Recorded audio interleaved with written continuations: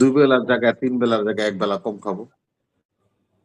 সে অর্থ দিয়ে আমরা অ্যাটমিক এনার্জি তৈরি করব। অসুবিধার তো কারণ নেই। পাকিস্তান মাপ চাইবে। এই কথাটা কারা বলে? কেন বলে? তারা ওই লোকরা যাদের পিতা ১৯৭৩ সালে খুনি ভুট্টোকে এদেশে লাল গালিচার সম্বর্ধনা দিয়েছিল। ওদের বাবা এই কাজ করেছিল। সেহেতু ওদের এই বাবার কাজটাকে আপনার ধামাচাপা দেওয়ার জন্য এদেশের কিছু বুদ্ধিজীবী আর ওই লন্ডরা পন্ডরারা পাকিস্তানকে এখন বর্তমানে টেরোরিস্টদের অভয় আরো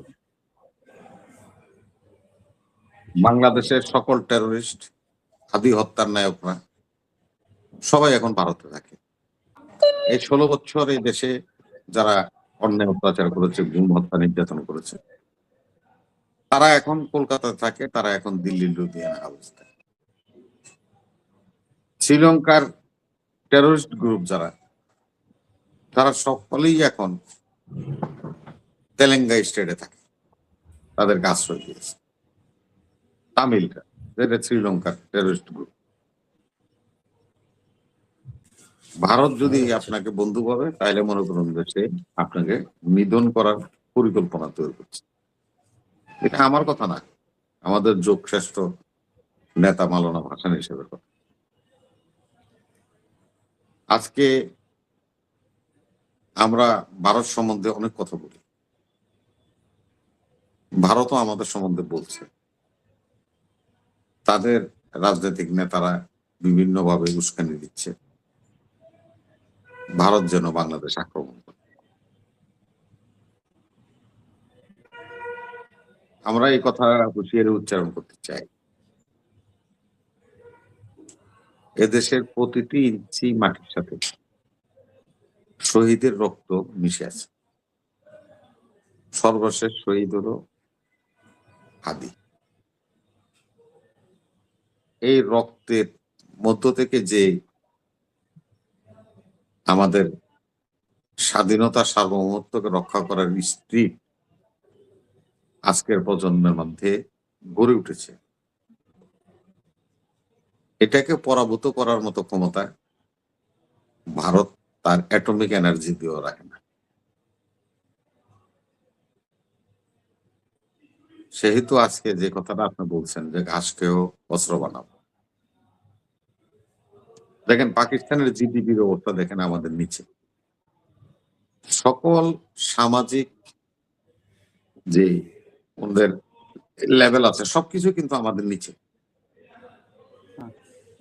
তাদের দেশে কিন্তু খাদ্য অভাব হচ্ছে, অনেক মানুষ খাদ্যের জন্য অনাহারে মারা যাচ্ছে।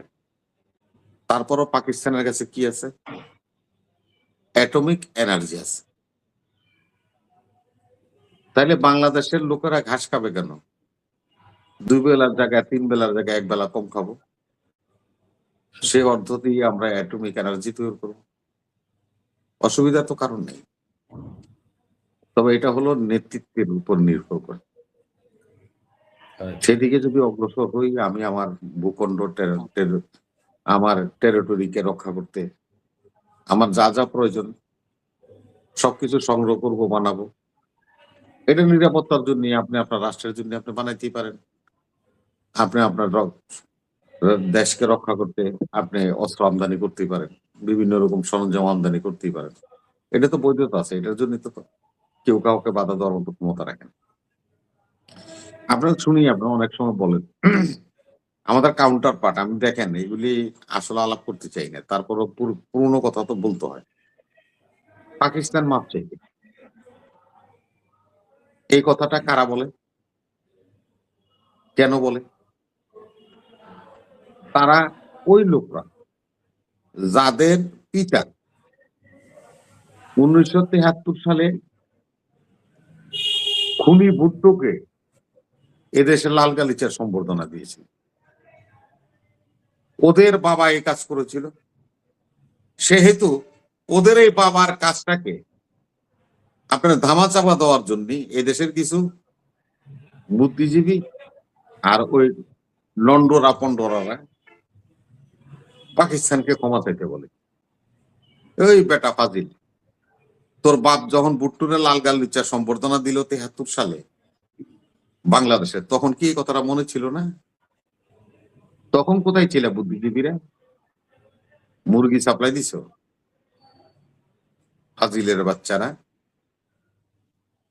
সেজন্যই হলো এই দেশের রাজনীতি এমন একটা অবস্থার মধ্যে যায় পড়ছে, গেরাকলে, যেটা আসলে আমাদের জন্য খুব একটা খারাপ সাইন ব্যবহার করে।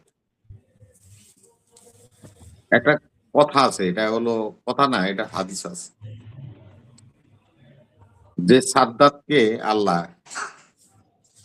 খড়কুটার মাধ্যমে বাঁচাই দিছিল, সে সাদ্দাত কিন্তু বেহেস্ত বানাইছিল।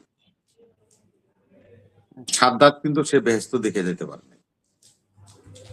বেহেস্ত এত সোজা না, টিকিট দিয়ে বেহেস্তে যাবেন, সে টিকিটে বেহেস্তে যেতে পারবেন না। এই টিকিট কে দিবে? সেটা কোরআনে বলা আছে। এই টিকিট দিবে খানে দজ্জাল, সে পৃথিবীতে আবির্ভূত হবে।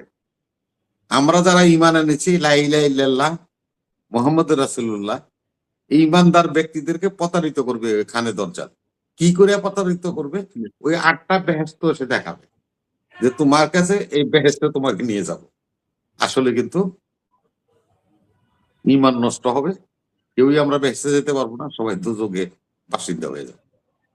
সেজন্য আমাদের সকলকেই সকল বিষয় আলাপ করার আগে ভূত বিষয়গুলিকে চিন্তা করতে হয়, রিচার্জ করতে হয়, জানতে হয়। ভারত আজকে যে অবস্থায় গেছে, আপনাকে আমি বলি, দেখেন নেহেরু ডক্টরিন,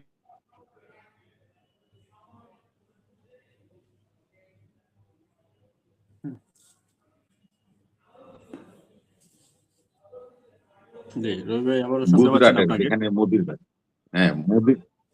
মোদির বাড়ি গুজরাটে, সেখানে বিখ্যাত দুজন রাজনীতিবিদ ছিলেন, তারা কিন্তু ভাই। আপনার সর্দার ভাই প্যাটেল আর হলো বল্লভ ভাই প্যাটেল, ওরা হলো এই RSS এর জন্মদাতা, যেটাকে আপনারা আজকে দেখছেন ভারতীয় যে হিন্দুত্ববাদী, এটার জন্মটা হলো এদের কাছ থেকে। তখন তারা বলছে যে তুমি নেহরুরে বলছে কাশ্মীরে তুমি সোলজার পাঠাইলা, হায়দ্রাবাদে তুমি সোলজার পাঠাইলা, পূর্ব বাংলায় সোলজার পাঠাচ্ছ না কেন? তখন নেহরু ওদেরকে বলছিল ঠেরো, সব যুদ্ধ করে আদায় করতাম। 1969 সালে ওই নেহেরু ডক্টরিন বাস্তবায়ন হয়েছে। আগরতলাতে বসে ইন্দিরা গান্ধীর সাথে শেখ মুজিবুর রহমান চা খেয়েছিলেন।